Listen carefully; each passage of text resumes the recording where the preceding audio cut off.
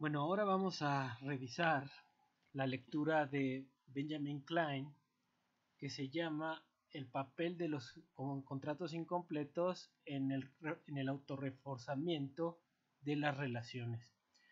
Y fíjense, este papel va a seguir la lógica de los contratos de Ronald Coase y al final va a tratar de explicar la integración vertical en función de dos cuestiones. Primero, de ese cumplimiento contractual y de la reputación de las empresas.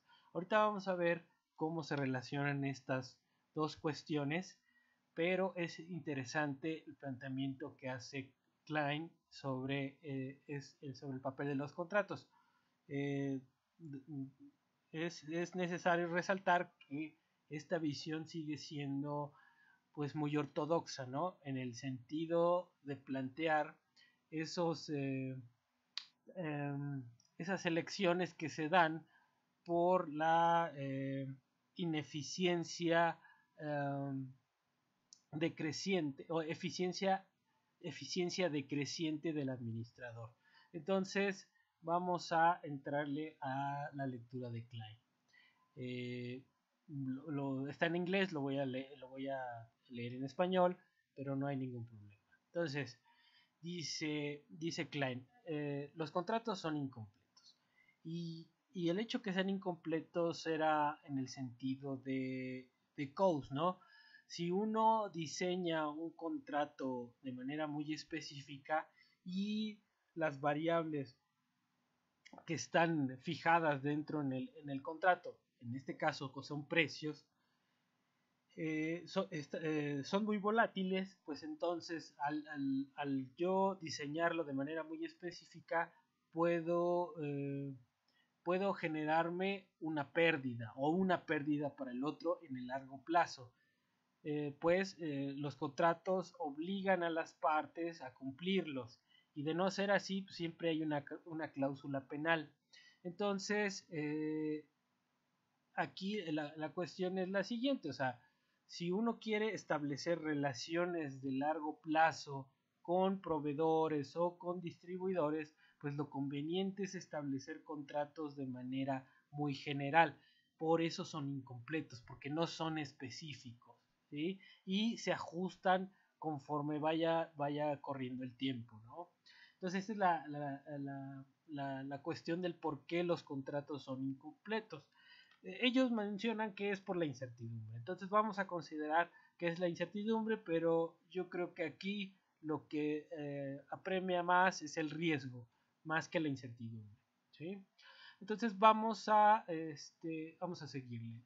Entonces el adecuado cumplimiento de las relaciones de negocios dice, no se tiene que llevar a cabo mediante que la corte lo obligue, ¿no? Sino por la amenaza de terminar la relación.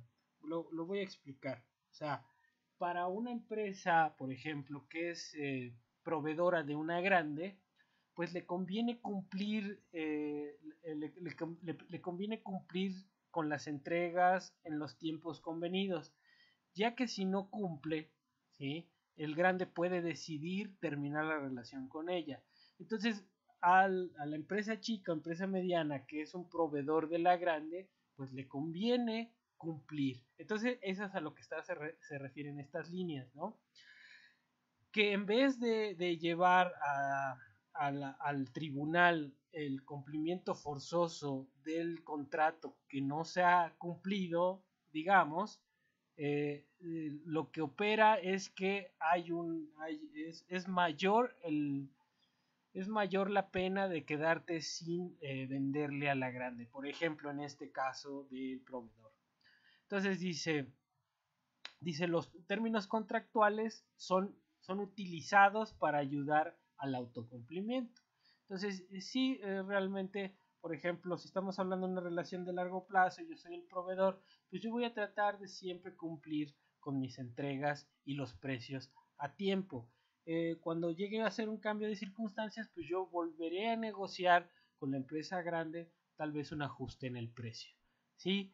Y en el contrato pues se va a especificar que si yo no llego a cumplir, pues tendría que pagarle algo al que le estoy proveyendo los recursos, tal vez hacerle un descuento, pero digamos que esta no es la fuerza que hace que el proveedor se conduzca de la manera adecuada con la empresa a quien le está proveyendo el bien. Entonces vamos a seguirlo. Entonces quiero aquí especificar que no solamente se habla de los proveedores. Por ejemplo, la empresa grande puede ser también proveedora de una empresa que le va a vender el bien. Entonces, también si a mí me conviene que esta empresa que tal vez tenga mucha fama me venda mis productos, pues yo voy a tratar también de cumplir con todos los términos que acordé con ella en términos de precio, de calidad y los requisitos que me diga para vender mis bienes, porque me conviene vender. Entonces, más allá de que yo sé que si no cumplo me pueda castigar. El mayor castigo sería que que ya no quiera vender mis productos. Entonces, estas cuestiones aquí son las que importan. Entonces, es la reputación más allá que la amenaza de incumplimiento legal. Entonces dice,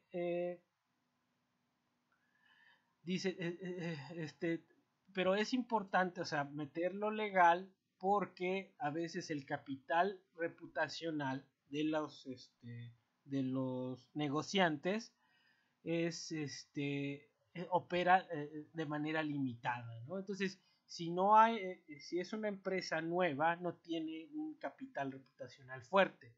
Entonces, bajo estas circunstancias, pues lo que conviene es hacer un contrato que tenga una cláusula penal por precaución. Porque, como digo, aunque sea esta empresa nueva, la empresa nueva siempre estará tentada a realizar las operaciones o todo lo que involucra el contrato de una manera adecuada para seguir proveyendo los bienes, ¿no? Y eso opera de las dos partes, ¿no? Por ejemplo, el que vende también los productos, pues a lo mejor también le conviene que cierta empresa les deje sus productos para vender, entonces también está incentivado a cumplir de una manera adecuada el contrato. Entonces, cuando la reputación es muy baja, aquí lo que está diciendo esta teoría es que habría que poner ciertas cláusulas penales fuertes para alinear esa conducta, porque una de las partes carece de reputación.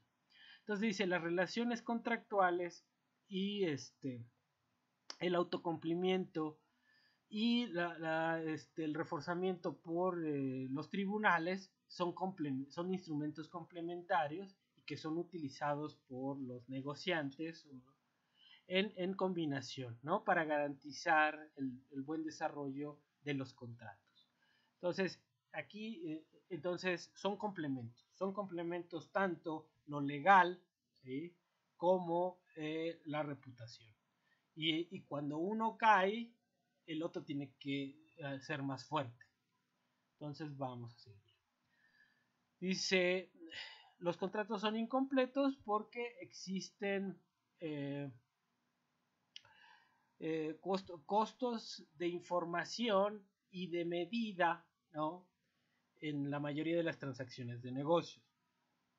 Y eso tiene que ver no solamente con los costos de información, sino con el desempeño en el tiempo. Entonces, ese es el mayor problema, ¿no? Cuando son incompletos estamos considerando que las condiciones prevalecientes pueden cambiar en el futuro. Y para impedir que eso nos afecte, por eso los contratos son determinados de manera general. Dice, por eso dice lo que sigue, cuando existen un número grande de posibles contingencias del futuro, dice el uso de un contrato muy especificado, ¿sí? Es muy costoso, ¿sí? Porque pueden cambiar los precios y yo tengo que cumplir con lo estipulado en el contrato. Entonces, si cambian los precios de manera que sea negativo para mí, de todas maneras yo tengo que pagar. Por ejemplo, ahora que están las coberturas del petróleo, pues en este año se contrataron las coberturas y creo que se está pagando $40 el barril. Ok, entonces este contrato fue para un año, ¿sí? Y no se espera, los que están vendiendo el futuro no esperan que los precios cayeran. Sin embargo, cayeron los precios y ellos tienen que pagar. Pero es un contrato de un año. No es lo mismo hacer un contrato de 10 años, ¿sí? Porque sería muy, muy costoso. Entonces, eso es lo que está diciendo la teoría. Dice, no es solo evitar los costos de la firma o de tinta, ¿no? Dice, los contratos incompletos evitan el problema de la búsqueda y negociación, ¿no? De otros contratos, ¿no? Entonces, por eso necesitamos un contrato incompleto, ¿no? Esa es la cuestión. Entonces yo lo defino de manera general y si hay cambio en las cuestiones vuelvo a negociar, pero ya no estoy haciendo otro gasto de contratación. Estoy solamente renegociando sobre el mismo contrato. Entonces, por ejemplo, aquí él hace un ejemplo, él pone un ejemplo de un caso entre Fisher y General Motors.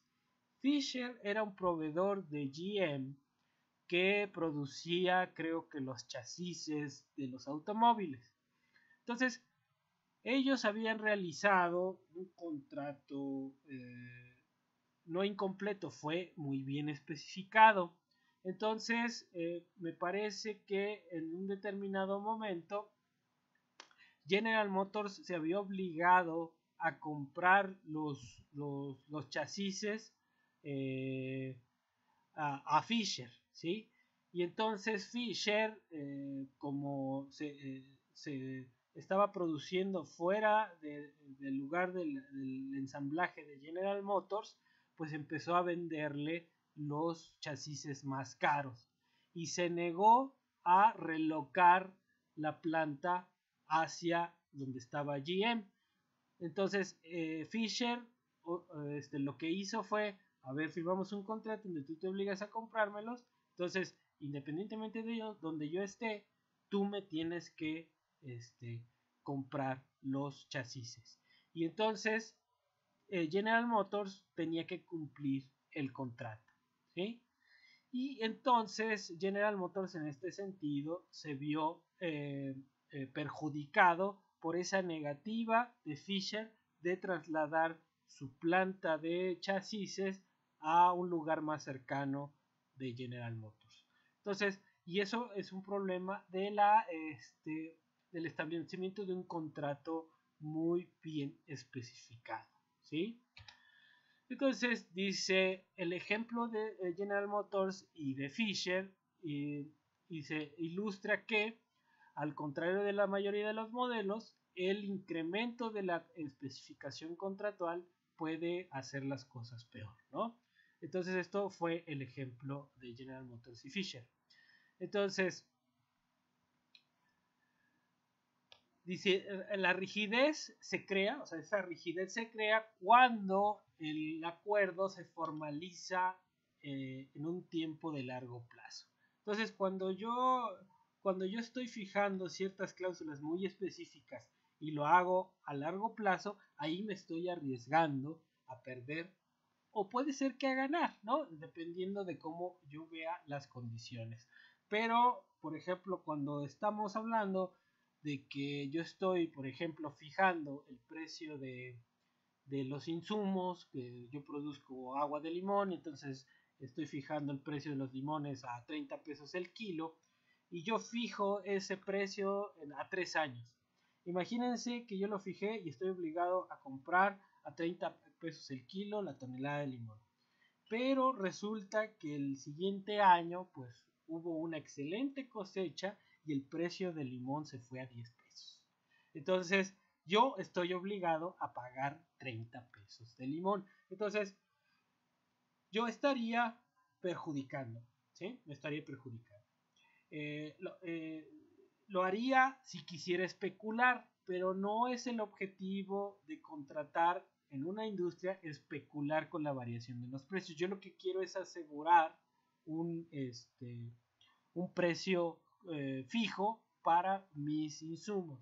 Entonces, en el caso que yo les estoy poniendo, si nosotros fijamos un precio por año y si la próxima cosecha, o sea, yo compro hoy un futuro y digo que me respeten el precio de 30 pesos el kilo de limón.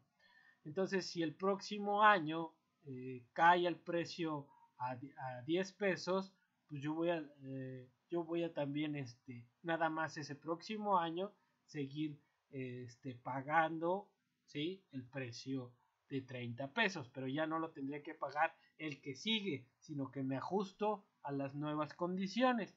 Incluso si yo hago un contrato diciéndole a tal vez al proveedor que yo le voy a comprar, él se obliga a venderme su cosecha y yo me veo obligado a comprarlo, pero no determinamos un precio, pues podemos renegociar el precio en un determinado momento, ¿sí? Lo único que yo estoy obligado es a comprarle. Entonces, ese tipo de cosas se puede hacer para que los contratos no queden muy rígidos. Entonces, en el ejemplo de Fisher y GM, dice únicamente con la bancarrota, General Motors no hubiera estado obligado a pagar, a comprarle a cumplir el contrato con Fisher, ¿no? Entonces, eso era llevarlo al extremo, ¿no? Obviamente que no sucedió que se diera en bancarrota para no cumplir con el contrato. Entonces, General Motors se vio forzado a comprar los chasis a un costo mayor, ¿sí? Porque el otro no quiso incurrir en costos de moverse cerca de General Motors, ¿no? Entonces, entonces el otro aquí se ve cómo obligó a General Motors a cumplir el contrato, un contrato que estuvo mal especificado. Dice, la existencia de estos costos es porque los negociantes deciden intencionalmente dejar algunos elementos no especificados, ¿no? Entonces, por ejemplo, si estamos hablando de ese suministro de bienes, lo que vamos a hacer es decir, tú estás obligado a suministrarme tanta cantidad y podemos cada año o cada coyuntura renegociar el precio de ese suministro. Entonces vamos a seguirle. Entonces los arreglos que se autorrefuerzan, ¿no? O los contratos autocumplidos. Dice, un mecanismo de autocumplimiento opera mediante la amenaza de terminación de la relación de negocios, ¿no? Si no se llevan a cabo las cuestiones no escritas dentro del contrato, ¿sí? Entonces, aquí lo que se está hablando es que la amenaza, como yo les comentaba al inicio, la amenaza de ya no seguir, yo por ejemplo, si soy grande empresa comprando a mis proveedores o vendiéndole a los distribuidores, puede ser suficiente para alinear la conducta de los dos contratantes, ¿no? Entonces, esto va a ser un costo de oportunidad, ¿no? Entonces, por ejemplo, en el caso de Fisher, dice, bueno, vamos a ver ahorita esto, cuál es la definición y después regresamos al caso de Fisher porque es muy, muy aclarador el ejemplo. Dice, los comerciantes o los negociantes comparan las ganancias de corto plazo, ¿sí? De no cumplir, ¿sí? Que sería W1, con las ganancias esperadas, ¿no? De lo que pierden si se acaba la relación, que es W. y es lo que denominan el capital reputacional, ¿sí? Entonces, el adecuado cumplimiento se asegura cuando W1, o sea, las ganancias de corto plazo de no cumplir sean menores que la amenaza de dejar de venderle a cierta empresa, ¿no? Entonces, en ese caso, por ejemplo, si en el corto plazo nosotros establecimos un precio que, que fue, digamos, fijamos el precio. Y en el corto plazo, de repente, yo estoy obligado a vender a ese precio, pero mi precio subió. Entonces yo podría decirle a quien estoy vendiendo ese suministro que no voy a cumplir el contrato porque le puedo vender eso a otra empresa subiendo el precio. Sin embargo, si hago eso, yo voy a perder la relación contractual con esa empresa.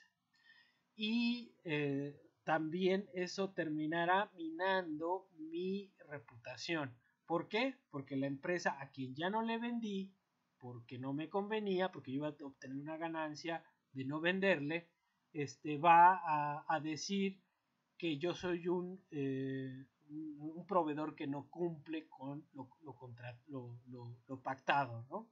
Entonces, por esa razón es que debe de haber ese equilibrio, ¿no? Entre las ganancias de corto plazo y lo que yo pierdo si no cumplo el contrato, ¿no? Y eso tiene que ver con el capital reputacional. Entonces dice, cuando existe suficiente capital reputacional, dice, los comerciantes o los negociadores, dice, cumplirán solamente con el se obligarán mediante el autocumplimiento más allá que utilizar el tribunal, ¿no? Entonces, si les importa a los dos su capital reputacional, entonces la relación no tendrá que irse a los tribunales, ¿no? Entonces, como ellos quieren si yo soy proveedor, quiero que me conozcan como un proveedor que cumple, que trae los bienes como de buena calidad, que cumple las normas jurídicas y además vende en los tiempos y el precio estipulado. Si yo quiero que toda la comunidad en esa industria sepa eso, pues no voy a eso va a ser un incentivo más fuerte que poner una cláusula penal que me obligue a mí al cumplimiento. Dice, si tomamos entonces primero esa amenaza de no renovar la relación, por ejemplo, los manufactureros japoneses inducieron, dice, a sus proveedores a realizar las inversiones específicas y establecer precios razonables que se ajustaban a través de intervalos regulares cuando se incrementaban sus ventas y sus costos caían. Entonces, con esa sola amenaza de no renovar, es suficiente para incentivar, en este caso, a los proveedores a comportarse de determinada manera, ¿no? Entonces, esto es lo interesante que plantea aquí Klein. Vamos a seguirle. Dice, sin embargo, el reforzamiento legal siempre son necesarios, siempre son un mal necesario cuando los negociantes tienen un capital reputacional limitado. Entonces, cuando apenas soy una empresa nueva, pues para la empresa grande que apenas me conoce, le conviene establecer una cláusula legal fuerte para incentivar mi cumplimiento. Y no es el hecho de que yo como proveedor no vaya a cumplir, sino porque a quien yo le voy a vender no me conoce. Entonces, por esa razón, por esa incertidumbre, tendría que establecer un contrato con una cláusula penal, digamos, fuerte. Entonces, como a manera de cubrirse del riesgo de que yo no vaya a cumplir el contrato. Entonces, dice aquí, y esta es una crítica que hace, dice, la visión estándar del agente principal de los contratos incompletos, cuando los contratos son considerados como el único mecanismo que crea los incentivos óptimos sobre el reforzamiento a través de los tribunales, dice, provee una visión sesgada de los arreglos contractuales, ¿sí? Entonces, esta visión que ve el cumplimiento de los contratos a través solamente de las cuestiones legales está, digamos, mostrando una visión distorsionada de la realidad, porque en la realidad no solamente es lo legal lo que importa, sino también la cuestión reputacional.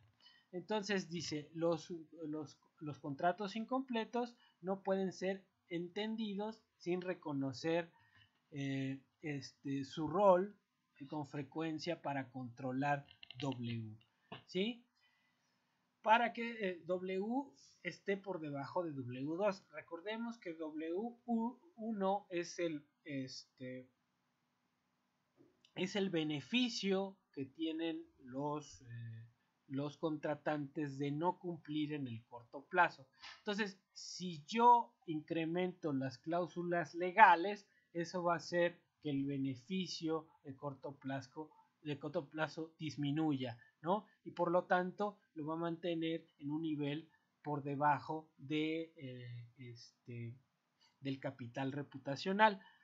Y en ese sentido, lo que va a incentivar, lo que va a regular es el cumplimiento de las transacciones económicas en este modelo, va a ser la reputación. Dice, reducir W1 es la motivación común para una especificación contractual en la literatura económica, y puede ser logrado a través de una cláusula legal, ¿sí?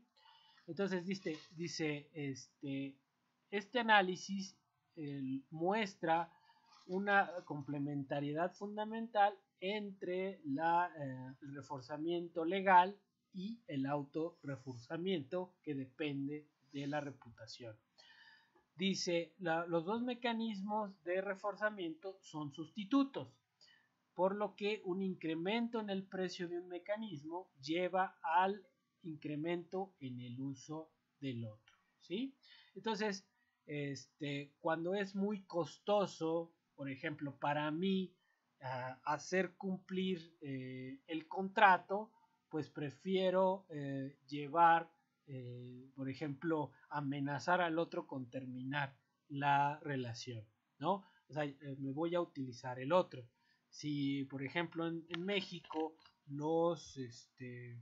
bueno, no es igual para todos, ahí sí discrepo. Para las grandes empresas era mucho más fácil hacer cumplir una cuestión legal que para una pequeña empresa, principalmente porque ellos tienen los medios para pagar buenos abogados que hagan, y tal vez hasta con que tengan influencias en ciertos tribunales para que aceleren los procesos legales. Entonces, a medida que va disminuyendo el capital, pues el costo de hacer cumplir los contratos es mayor.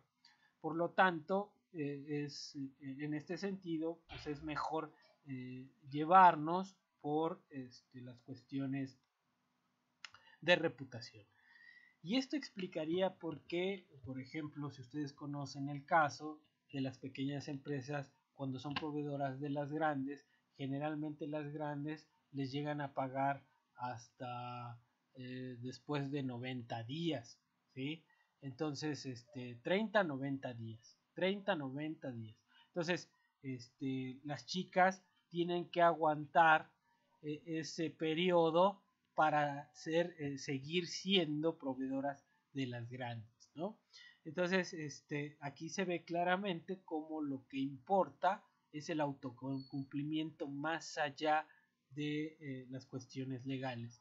Claro que puede haber casos en donde existan ciertas empresas fraudulentas que lo que quieran hacer es vender hoy y desaparecer, ¿sí? Entonces, en ese caso,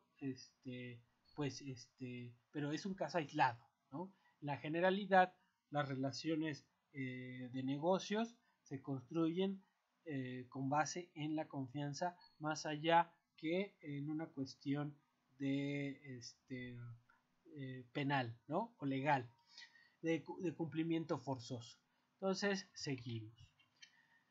Y luego aquí viene la parte interesante, ¿no? Y tiene que ver con la integración vertical. Dice las empresas no necesariamente no les gusta usar la integración vertical cuando las condiciones, perdón, a las grandes empresas, a las empresas en general, se tienden a usar la integración vertical cuando hay mucha incertidumbre, ¿sí? Entonces, si hay mucha incertidumbre, los precios son muy volátiles, perdón, pues en general van a preferir integrar los procesos a su cadena de producción. Y es lo que yo les decía en el caso de Coast. Por ejemplo, la cervecera. Si espera que en el futuro los precios de sus insumos sean muy variables, pues le conviene mejor integrar esa cadena para controlar los costos de los insumos, ¿sí? Y no quedar expuesta a las variaciones del mercado, de los precios en el mercado. Entonces, esa sería una cuestión del por qué se da la integración vertical. Dice, cuando la incertidumbre en las condiciones de mercado incrementa, el valor de mantener un contrato también incrementa, ¿no? Entonces, incluso en el corto plazo puede hacer que esos contratos de corto plazo sean muy costosos, ¿no? Esos contratos imperfectos de corto plazo sean muy costosos. Entonces, por lo tanto, si la incertidumbre aumenta, si el riesgo aumenta, ¿sí? Es mejor realizar la integración del proceso dentro de la cadena, ¿no?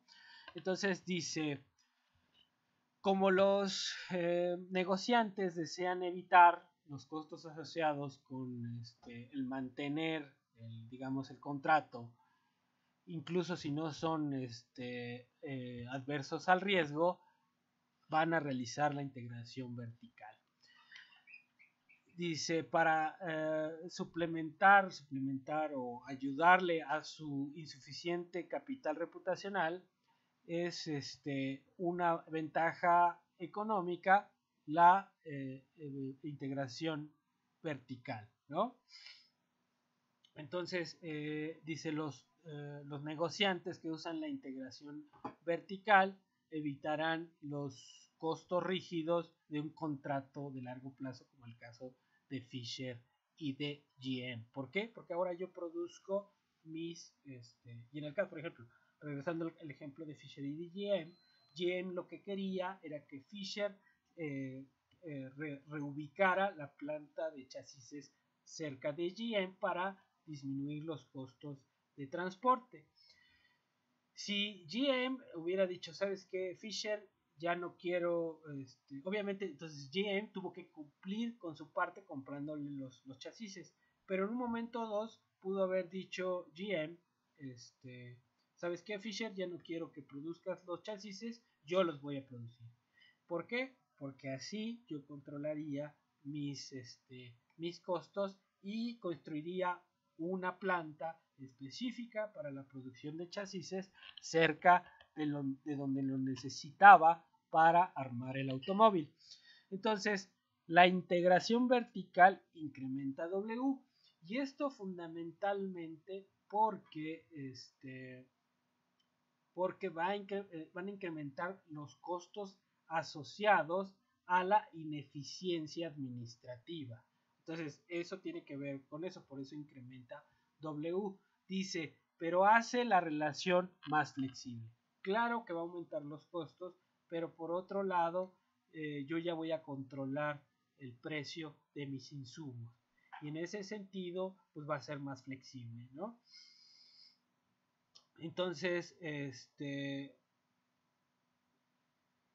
dice, dice, y entonces dice el autocumplimiento que disminuye W relativo a W2, dice, será mejor en un amplia conjunto de circunstancias ex post, ¿no?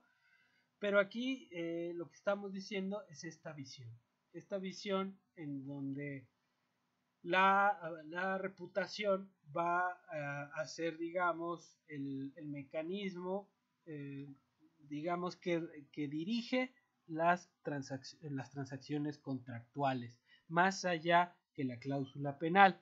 Y cuando hay mucha incertidumbre, pues será mejor llevar la integración vertical dependiendo de cómo esté el capital reputacional.